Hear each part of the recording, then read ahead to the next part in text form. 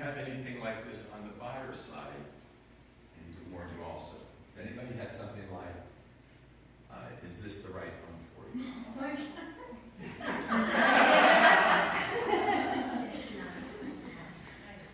Maybe there's one up there, I'm not sure. Did you find the perfect house? Can you see yourself living here? Those are closed-ended questions, but what I ask of you is this. Read your question right now, and if the answer causes you to ask another one, it's a pre-close. Did we find the perfect home? Yes. What would you say after that? So your final close is, let's write it down. Everything else is not a bad question, but I want you just to understand that they're pre-closes, not final closes. I want you to be clear in your final close, but most people are very good at pre-closes. That's why a lot of agents would say, is there any other reason we couldn't have started tonight? Okay, I hate that question because what you're forcing the brain to find problems instead of just saying yes. So I'm going to give you my closes, and I'm not doing this for you to use them. They're for example, but if you like them, feel free to use them. Because I am a sales trainer that believes your closed questions should be canned. All you do then is insert them at the right time. Not having a canned closed question usually causes you to wander a little and say, oh, that next thing you give them the opportunity to think or something on it. When the time is right, you should be able to strike. So mine are simple. One was at the end of that presentation. These are sellers. Let's get started. I use that with social personalities because I like them to, no, let's get started. My second one for a seller is, may I have your business? And may I have your business? Guess who gets that one? Nope. May I have your business? Well, very good. And my last one is, can I go to work for you? I ask those, I never change them. And so I just know when I'm there which one I'm going to use. It's in my head right before I use it. I go, here it comes, you ready? Here it is, boom, and I hit it. I don't go, oh God, I should close now, and have to think about it. I'm forward thinking that when I'm closing, it's purposeful and there's a reason. Yes? Let's get started with the questions. Correct. I would say after those problems, if That- it's a man and this is a yes, I'd say let's get started. So it'd be, I don't know, it's not really a question. Thank you. You know what? I wait. Oh, good, good. I wait. Someone always argues with me about my let's get started. No. That's great. It's not really a question. Guys, it's not really a question, but it works. And here's how I know it works. I have taken agents that go on listing appointments and don't close at a very good rate. And I tell them, you're not closing. And they go, yes, I am. That's why the last page of every presentation I create now says, let's get started.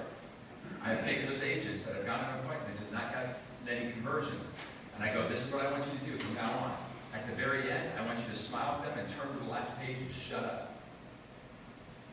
They come back to me and they go, oh my God. I go, what? They go, I turned the page, they read it and said, okay. That's how I know it works. So if you're weak at closing, write it down and just turn it and go. And people will go, okay, and start filling things up. Okay? Buyer one. I only have one for buyers. You've heard me say it over and over again. So I can make an offer. We say yes, we go make the offer. What is it? Now you might have more or others, and I'm cool with that. But I just want you to be clear that your driving force is for an answer, not for problems, and for continuing conversation. So you'd be okay with saying, so since I think we found the perfect home, because all your needs wants, who would you like to hang up? Yes.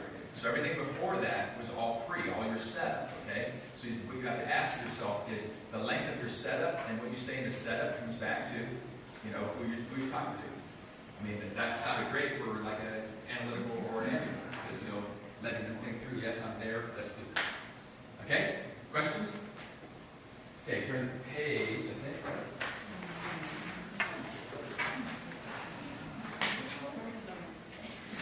The top of page 6.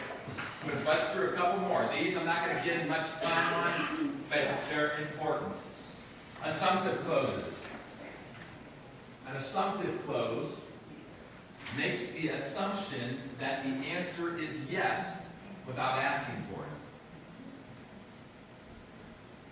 The way you do an assumptive close is you just smile and go, great, and you start filling things out. Mine too. Do not stop or hesitate when you do this. You're not trialing it. You're not like pretending, going, great, start to fill things out and then look at them like, is it okay? No, you can't do that. You have to be committed if you do the assumptive close. Just start filling it out. Proceed with confidence. Just so you know, the personality type that it works best with to overcome challenges is an amiable. Since amiables take so long to answer, you can pre-close them. How do you feel? Is there anything else? Do you have any questions that need to answer? Are you comfortable with this? They go yes, and then just start filling things out. And they'll watch you fill it out, and then they'll think on their own. He's filling out. And then they'll go, but I like him, and I like what he did, and he solved this, and he has that, and he... So while they're going through that, you're just... And then because they're into harmony and getting along, and they don't like to disrupt things, get halfway through it, and they'll almost feel bad telling you to stop. I'm serious. And they'll let you go. Yes? We might have a contract for our buyers to sold their house, and filling out the entire thing. Now they're debating back and forth on different things. Finally, I said to myself, that's enough. And I slid the paperwork over to him with the pen. He looks down, he started to me. Something close, guys. Next one, alternative choice close. An alternative choice close, which we've used already in class, is giving them more than one choice to prevent no as an answer. You're giving more than one choice to prevent no as an answer.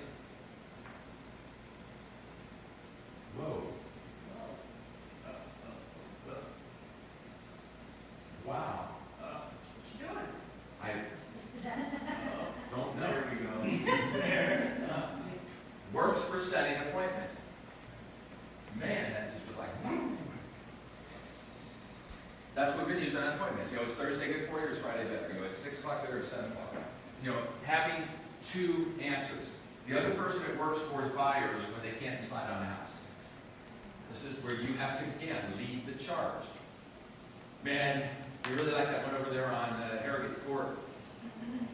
Or we're in Harrogate Court. We really like this. Would you like to make an offer? I don't know, but we really like it. Okay, then we go to the next house on Cheetah Trail.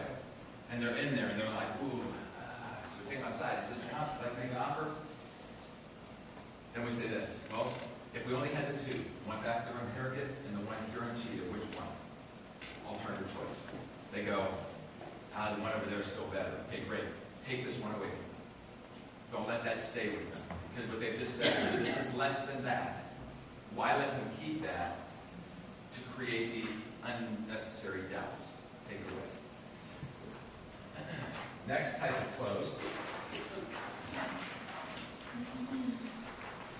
And by the way, this is the one that fits people. It's my favorite. This is actually my favorite one. Called a takeaway close. A takeaway close is where you remove yourself as an option to do business with. I am sorry, but I can't represent you. Bye-bye. Thank them for the opportunity. Pack up and head for the door. Don't look back. Don't pass go. Get out. Because if you're going to do a takeaway, you've got to be serious. Be prepared to walk away. Don't ever tease or pretend on a takeaway close. This is where you have determined that under these certain conditions, price terms condition, buyers, desires, whatever, that you no longer want to participate in this deal. Now, the benefit of a takeaway close is sometimes you get the person to what? Reconsider. How many people have used takeaway closes here? How many people ever had them come back and go, okay, we'll do it your way? In my world, it's about 50-50. I'll do a takeaway, half the time they're like, okay, Dan, we'll do it your way, let's do this. And the other half, they let me go. I'm cool with either one. Because the ones that let you go would have been a waste, and the ones that change their mind, they get in line. So takeaway closes are a great opportunity. Now, some people might be sitting there thinking, Dan, this is all nice, but I'm feeling that we'll be pressuring people. Anybody having that gut feel? Come on, anybody else? You can't be just one person who feels that. Okay. Turn the page, let me give you this, we'll take our break.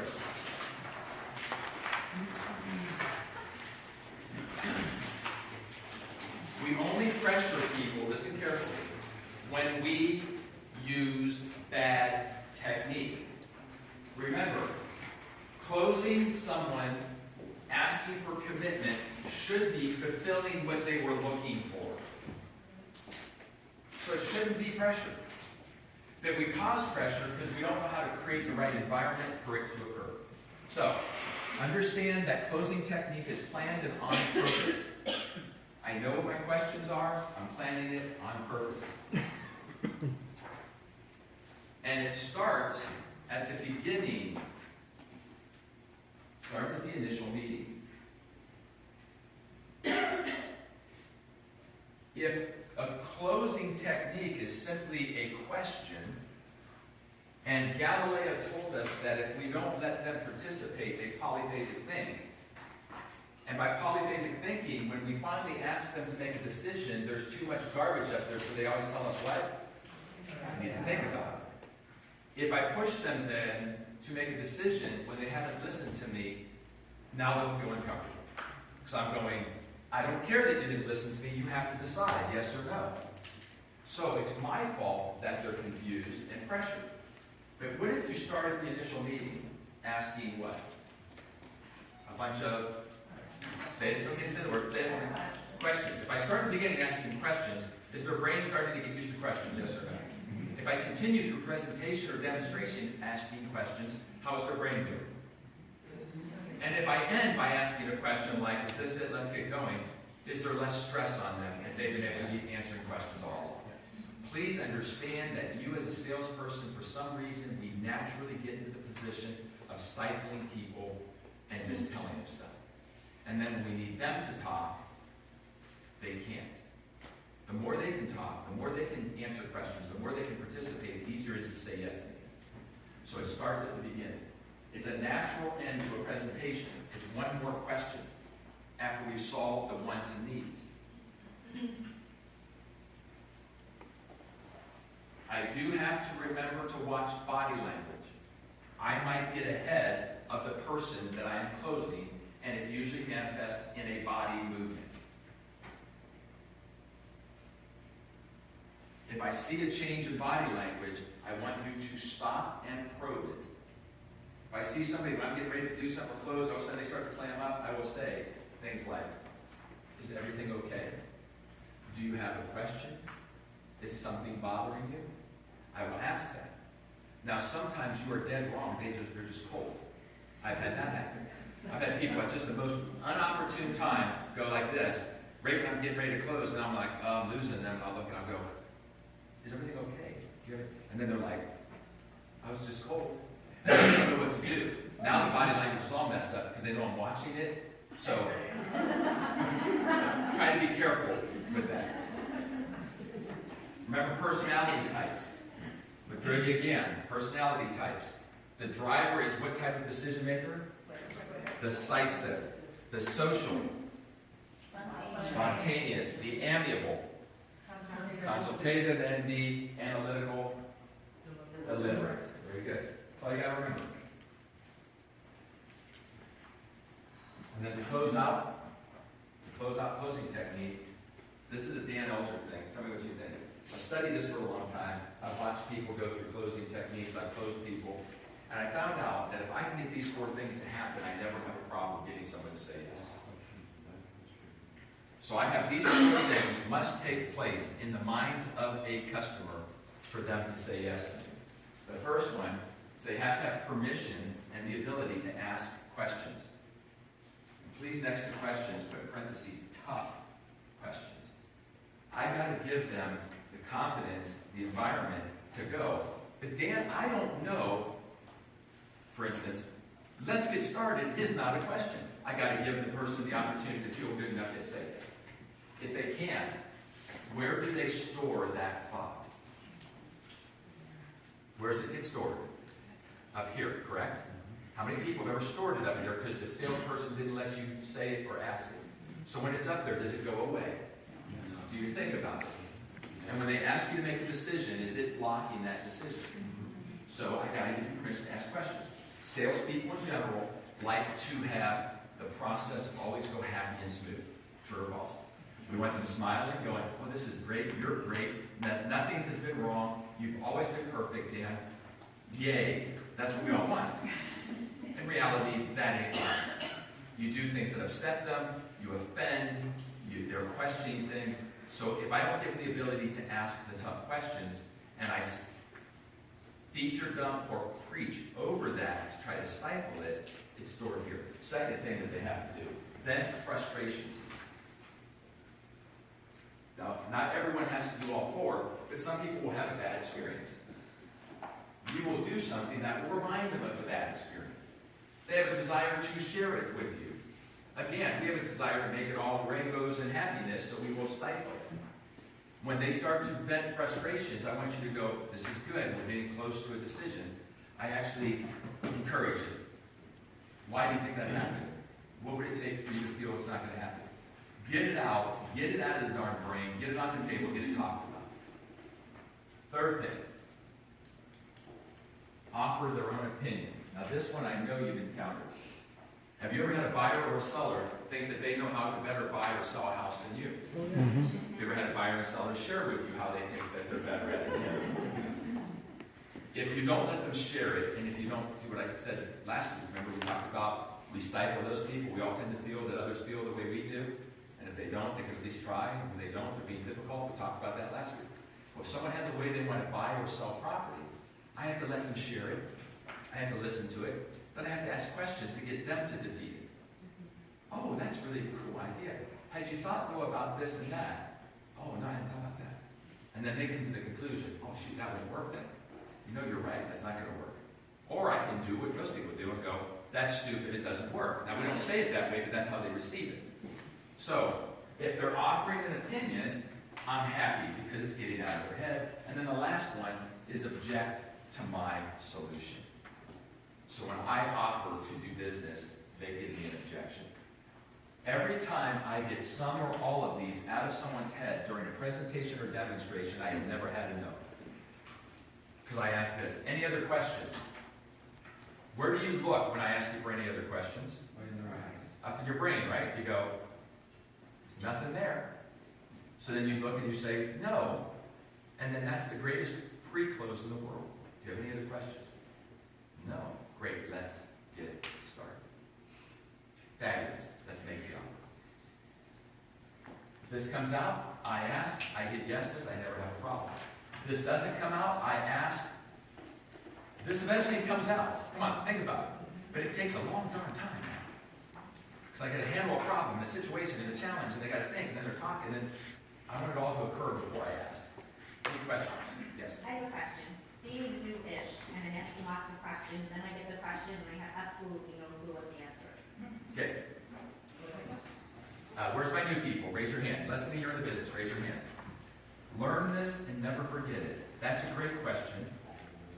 I'm not really sure of the answer, and I don't want to misspeak. So is it okay if I go research that, check that out, and I'll get back to you? Just simply tell them, you don't want to misspeak. You want to make sure. And I told you last week, there's only one personality that will judge that, and that's an analytical.